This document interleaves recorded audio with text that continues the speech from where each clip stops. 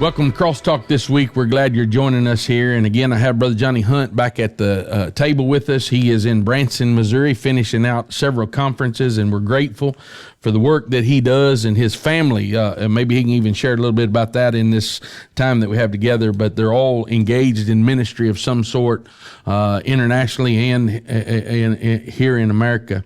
But Brother Johnny was on the platform with us purposefully from my heart at NAFASH. And part of the reason, and I'll turn this back over to him for a moment, was part of his influence on me has been pastors' conferences that I've been to, whether that's preaching in the pulpit at a church where they held some of those in his church, or the pastors' retreat conferences that he used to do that had meant much to me. And so he came to NAFASH this time and preached, and folks were blessed. But I just want him to come today and tell us from his opinion, why is it important, Brother Johnny, that we invest in and get these men away and make opportunity and lay platforms out for them to do what we did there, which is rest and recuperate and get filled up? Why is that so important? Harold, everything you study about challenges with pastors, always at the top is this: it can become one of the loneliest professions in the world. Even though I'm with all those people on Sunday or sometime during the week, unless you're overwhelmingly intentional about building relationships, you can be lonely. People don't bother you. The reason they don't bother you sometimes, except when they need you for ministry, they don't invite you to much, is they feel like, man, he probably needs rest. So you're just, before too long, you're sitting there on Friday night thinking, I wish I had something to do. My wife's out with the children, the grandchildren, and you find out that a bunch of your friends are at the Braves game, and you think, I wonder why they didn't invite me. So it becomes lonely. So you bring them together like you did in your conference, and in three things we want them to, there's so much we want them to learn. We want them to realize that everybody needs somebody that's further down the road than they are.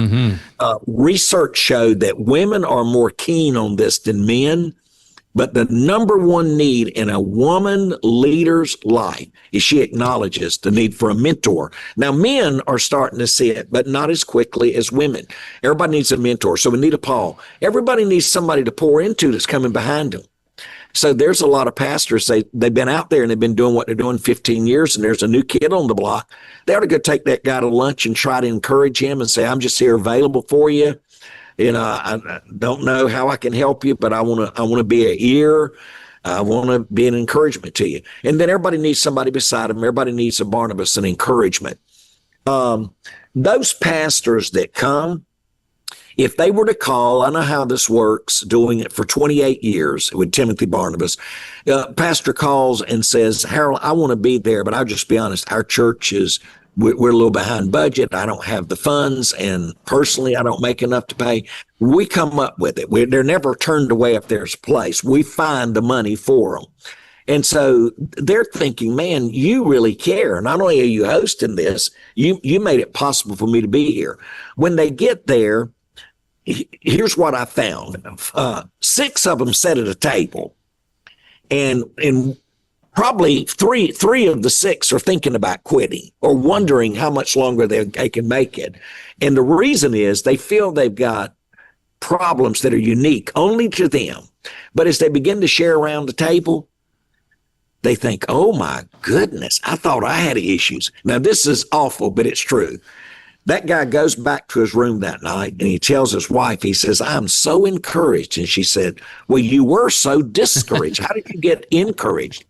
And he said, I got the best church at the table. I mean, I need, and now the focus is off their needs and they see these other needs. And did you know we found that in Cuba? We found that in Argentina, anywhere we brought preachers together. But let me tell you why they don't know it. Preachers are loners. Preachers are lone rangers. They don't mean to be, but they're so busy, and they just and you know, you get back to say we mentioned a moment ago, 72% of our Southern Baptist churches run 100 or less. Well, somebody may think, well, he ought to be able to do a lot of stuff. He don't have that big of a church, but he's doing it by himself. Here's the thing: I doubt I've ever pastored a CEO that had 100 people reporting to him. They have 8 or 9 reporting to them, and then they get report. So I say that to say this. That pastor is doing a bang up job. Yeah. To take care of all the hospital, all the funerals, all the weddings, all the counsel, all the preaching. And, they don't have teaching pastors. They don't get a lot of weeks off normally in some of your rural churches. So anyway, it's tough. So for you to bring them apart and just here's what you do. You value them. Yes, we had a fabulous meal that night. You were giving gifts. You brought in great music. I mean, you didn't just have a conference. You had a great conference. I mean, you really did. I mean, I did this for 28 years. So people asked me what it was like. And I said, man, I felt like I was back home. Amen. In Saddle, Timothy Barnabas. So I think we had around 65 pastors and wives. And then, look at it when we gave the invitation. I mean, the whole front was just full of men and women crying out to God. And I don't know, it meets a deep need. It's sort of, it's like a pastor spend their time taking care of the people. And the question needs to be, who takes care of the preacher? Yes, sir. And so I think that's one of the things your conference does. It helps take care of the preacher. And then we hopefully answer some questions in our evening together that they're afraid to ask. Yeah. Well, and they don't know who to ask. Yeah, and that's one of the things I was going to say about 2 statements you made. That freedom at the table to have that discussion opens the heart up for them to be able to respond. And in the response, when we have the invitation, you've preached, you've had experience, and most of the men that were there are have been on the journey. They know it's not like you're bringing somebody just to give a TED talk. You're giving right. Practical experience. Well, when they respond, if I see somebody else respond, then I've opened the door for, it's okay if I respond. It's okay if I drop my guard and say, hey, I got the same kind of problems you guys got. And that just strengthened them. And then, so one of the things that I would cheerlead people to understand is, sometimes pastors and leaders make statements, and I've even heard them, Brother Johnny, say that I don't believe that. Well, I want to testify to something. Yeah. Replication is out of admiration. And in relation to what you said about making things happen and allowing folks to come that didn't have the funding, we sponsored 12 of those that came. And the reason for that is the first time I came to Timothy Barnabas, my board, I'd been talking about it for 5 years, and I wouldn't set aside the time. I just wouldn't do it. Everything was too important. Well, they made me go. And while I was there, I was burdened other pastors need to come, and I made a telephone call to you, and you said, you just get with our people. And if you got guys that want to come with you and you can't figure out how to get them here, you let me know. And over the years, there have been a multitude of pastors that you've allowed me to be a help to, and you help them in the background. And maybe they don't even know it. Maybe some of them that go regularly don't know that there were people that were invested in. And so folks need to know it's not about money. It's about what you said a minute ago, and that is investing in people for the end result of the kingdom. If you were to put it on the line today, Brother Johnny, based on being all over the world and here in America as well, and your responsibility, what's our greatest need in the pastorate right now, based on what you know? Yeah, I really do believe it's leadership. I don't know how much my voice meant, but I mean, like 15 years ago, I would say in the seminaries, I don't know of any of my friends that are getting fired because of their theology. I mean, I just really didn't. I mean, I'm talking about within the large circle of guys that I knew, that was not the case. And we're not talking about reformed, non-reformed. I mean, just theologically, they had good, sound education, but they've not really been trained in education. I mean, in leadership. And so this is just the way it is. They weren't teaching how to do an interview for a new staff member, and the questions have changed that you ask. Nobody taught about what you do in particular crisis. And I'm not being ugly, but a lot of times the reason the professors didn't teach it is many of them had never pastored. So they were only able to give answers in theory instead of practically give answers. Like when I taught revitalization, I revitalized 4 churches and then took on like about 7 additional churches, like First Baptist Church, Panama City Beach, or the church in Jasper. Took churches that were running 30 or one running 17. And now one that was running 17 just had 1,200 for Easter. But week in and week out, they're running between 800 and 900. So we literally revitalized the church. So, but it's leadership. So what we want to do, we want to talk to these guys about leading intentionally. Like I'd like to say to a preacher, do you plan your preaching intentionally? Like what are you sensing are the greatest needs in this church? Are you addressing it? And then are you anticipating the backside of it being far more glorious? You know, if your church is not giving, do you know how not to rake them over the coals, but do you know how to teach biblical stewardship in a very encouraging and even can be a humorous way? And then see at the end of a 4 to 8 week series, a great influx of new givers because you educated them with the Word of God. And so I call it just intentional leading. So, and we have story after story of not that we think this will work.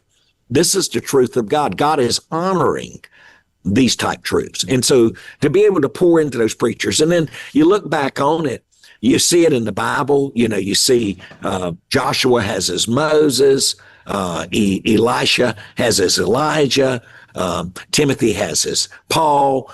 We all have Jesus.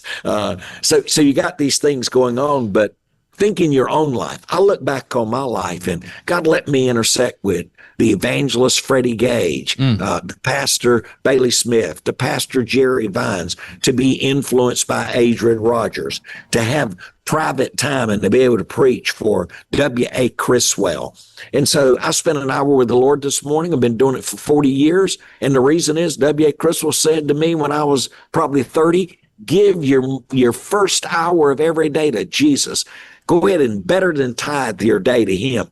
And so, I mean, it just really, I've been influenced. So I want to do for others what somebody did for me. Amen. So, you know, the old statement, I don't know who it's original with. It's not original with me. But if you ever see a turtle on a fence post, know that he didn't get there by himself.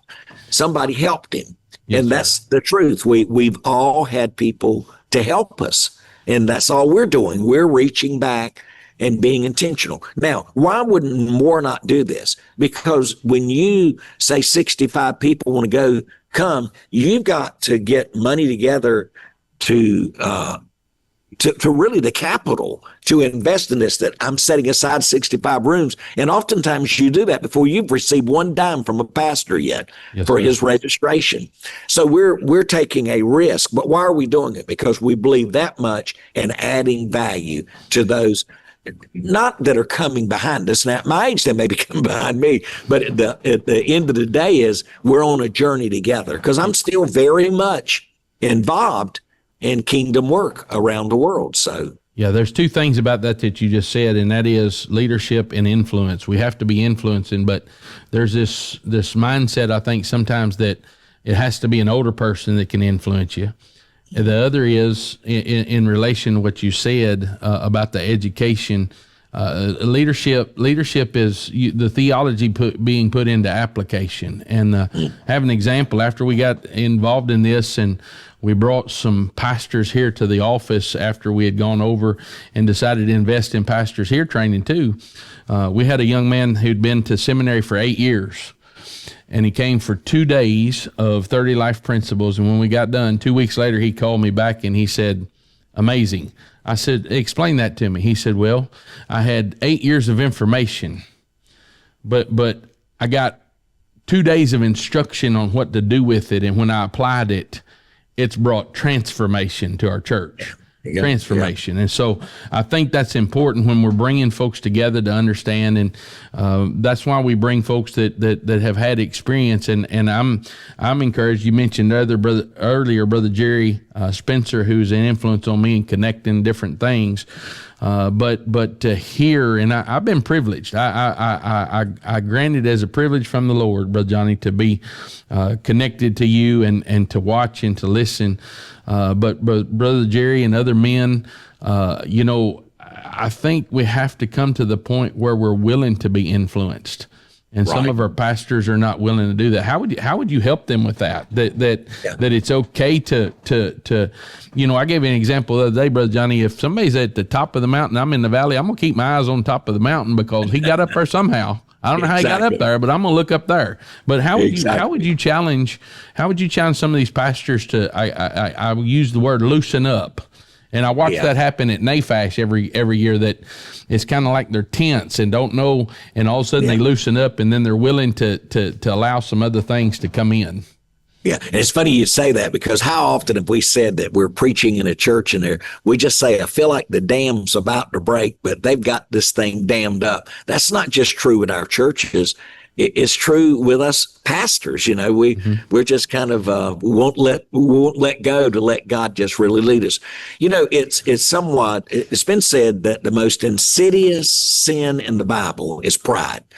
Most that the theologians would say this. They would say that pride will lead you to break every other commandment. You'll feel you deserve whatever, and go on. So I have to acknowledge that there's pride in my life, that I've got to lay that pride down and acknowledge I don't have all the answers. So I want to go in there. Here's what I found. The greatest mentors in my life were also the greatest learners. I mean, I can tell you that John Edmund Haggai did more for God's kingdom that I feel like at this point in my life, there ain't no way I'll ever, see what he saw on the level he did. But I never talked to him, Harold. He wouldn't say, hey, you said something the other day and I wrote it down. I want to quote you on that. I sat down with a president of a seminary. I sat down with a president of a seminary the other day, and here's what he said. I'd never in my life heard this. He said, I've got, in a way, a confession and a testimony to give you. President of one of our Southern Baptist seminaries. I said, okay. He said, I personally believe, now this is what he was saying, that my message on Should a Christian Drink, a biblical commitment to total abstinence, he said, I think it's the greatest sermon. Even the way you dealt with the Greek text, I think you did better than anyone I've ever studied. And I'm embarrassed to tell you who he studied. It goes back 200 years of who he studied that wrote sermons on it, the men that I admire the most.